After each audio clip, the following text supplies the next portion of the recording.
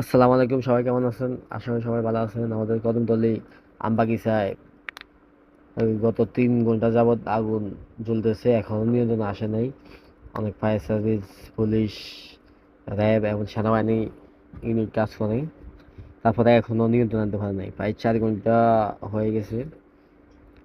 আগুনের ভয়াবহতা আরো বাড়তেছে, সময় যাইতেছে, আগুনের ভয়াবহতা আরো বাড়তেছে। বীর উপরে অনেক মানুষের ভিড় করছে।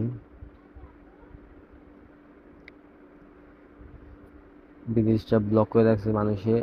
আসলে মানুষগুলো ব্রিজের উপর থেকে নামে গেলে মনে হয় ভালো হতো, কিন্তু মানুষ সবাই তো দেখতে আসতেছে, কেউ ভিডিও করতেছে, কেউ দেখতেছে, হুদেই ভিড় করতেছে আর কি।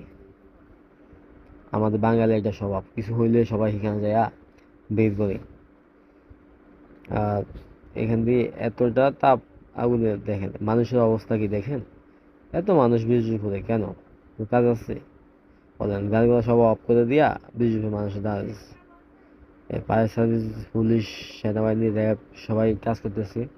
3 ঘন্টা প্লাস হয়েছে, এখনো আগুন নিয়ন্ত্রণ আসে নাই। মনে হইতেছে আগুন আরো দাউ দাউ করে জ্বলতেছে। ফায়ার সার্ভিস সকল ব্যবস্থাই নিছে, কিন্তু এখন পর্যন্ত নিয়ন্ত্রণ আনতে ভালো নাই। এই যে আমরা দেখতেছি, এখানে কিছু ফায়ার সার্ভিস ভাইয়া আছে, তারা খুব ক্লান্ত হয়ে এখানে বসে আছে। 3-4 ঘন্টা ধরে যাবত আগুন নিবানোর চেষ্টা করতেছে, পারতেছে না। তারা ক্লান্ত হয়ে এখানে বিশ্রাম নিতেছে। আর এই পাশে পুরা রাস্তা জ্যাম, পুরা রাস্তা রিপিট খাই গেছে। ব্রিজের উপরে কোনো গাড়ি উঠতে দিতেছে না, যার কারণে কদমতলীর অবস্থা আজকে খুবই ভয়াবহ চলতেছে।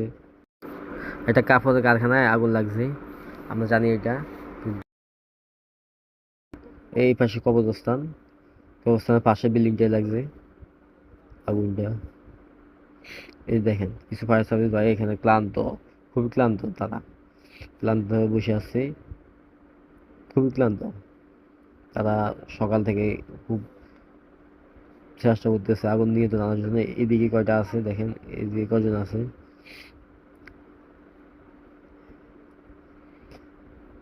বেশ কিছু অ্যাম্বুলেন্স, পুলিশের গাড়ি সহ অনেক গাড়ি এখানে আছে ফায়ার সার্ভিসের পাশাপাশি।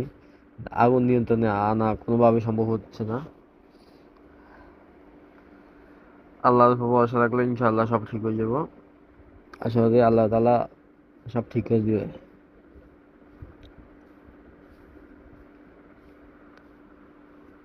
এই যে কবরস্থানের মাঝখান দিয়ে এখন মানুষ